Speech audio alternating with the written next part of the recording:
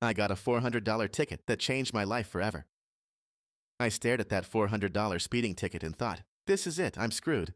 But when I knocked on that apartment door trying to make a deal, I had no idea I was about to meet the person who would change everything.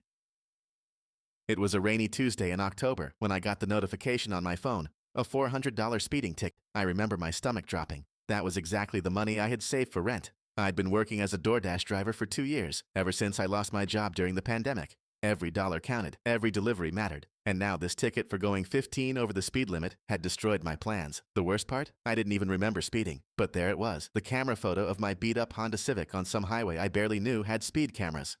I spent 3 days barely sleeping, doing math over and over. There was no way to pay both the ticket and rent. My mom was struggling with medical bills, couldn't ask her for money. My friends were all broke college students like me. That's when my roommate gave me this crazy idea. Dude, go to where you got the ticket. Sometimes people in the area know stuff, like if the camera's broken or there's some loophole. It was my last shot. I drove my car to this neighborhood I'd never really been to before, found the exact spot where the photo was taken. It was right in front of this modest apartment complex. My plan was desperate. Knock on doors, explain my situation, see if anyone had seen anything that could help me fight this ticket. I knocked on apartment 3B. This sweet voice came through the door. Who is it? I explained my whole situation, feeling pretty embarrassed. She was quiet for a few seconds, then said, "Come on up, let's talk." When the door opened, I couldn't believe it. She was the most beautiful woman I'd ever seen.